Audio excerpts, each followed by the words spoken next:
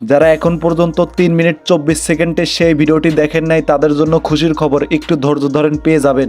মিডিয়ার ঠিকমতো কিছু বুঝতামই না, এখন পর্যন্ত যতটুকু করি সেটা গড গিফটেড থেকে যতটুকু আল্লাহ দিয়েছে ওই। অনলাইনে ঢোকাই যাচ্ছে না, যেখানেই ঢুকি সেখানেই শুধু শুনি 3 minute 24 second, 3 minute 24 second, 3 minute 24 second, শুনতে শুনতে মাথা গেল। কোন অভিনেত্রী নাকি 3 মিনিট 24 সেকেন্ডের একটা মুভি রিলিজ হয়েছে, কি চিনেন তাকে? 3 মিনিট 24 সেকেন্ডের মুভি রিলিজ হয়েছে, এই মুভি দেখার জন্য হাজারো মানুষ পাগল হয়েছে। ভাই রে ভাই, যারা এখন পর্যন্ত দেখেন নাই তাদের উদ্দেশ্য বলি, ভাই পুরাই মাথা নষ্ট ছিল। শোষা আপু, আফরিন, এদেরটা তো কি তার থেকে বেশি ইন্টারেস্টিং ছিল।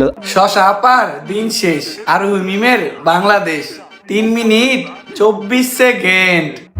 হয় ঠিকই বলেছে, শশা আফার দিন শেষ আর মিমের বাংলাদেশ পুরো দেশটারে কাঁপায় দিল 3 মিনিট 24 সেকেন্ড। 3 মিনিট 24 সেকেন্ডে কি চমকটাই না দেখাইছে, পুরো দেশটারে পাগল কইরা দিছে। এখন টিকটকে ঢুকলেও শুধু শুনি 3 মিনিট 24 সেকেন্ড, ফেসবুকে ঢুকলেও শুধু শুনি 3 মিনিট 24 সেকেন্ড। মানে অনলাইনে যেখানে ঢোকা যাচ্ছে না কে, সব জায়গায় শুধু শুনছি 3 মিনিট 24 সেকেন্ড। মানে 3 মিনিট 24 সেকেন্ড এই বিষয়টি এত পরিমাণ ভাইরাল হয়েছে, যেখানে ঢোকা যাচ্ছে শুধু তাই শোনা যাচ্ছে। কিন্তু 3 মিনিট 24 সেকেন্ডের এই বিষয়টি এত পরিমাণ ভাইরাল হয়েছে, কিন্তু এই বিষয় নিয়ে আরোহী মিম কোনো মুখ খোলে নাই এখন পর্যন্ত। জানি না এই বিষয়টা নিয়ে এখন পর্যন্ত মুখ খোলে নাই কেন, একমাত্র সেই ভালো জানে। যদি কখনো মুখ খোলে 3 মিনিট 24 সেকেন্ডের এই বিষয়টা নিয়ে, তখন আপনাদের মাঝে নতুন ভিডিও দিয়ে আপনাদেরকে আবারও জানিয়ে দেব। তো এই ভিডিওটি এ পর্যন্তই, আবার দেখা হবে নতুন কোনো ভিডিও নিয়ে। ততক্ষণ পরিমাণ সবাই ভালো থাকবেন, সুস্থ থাকবেন, আল্লাহ হাফেজ।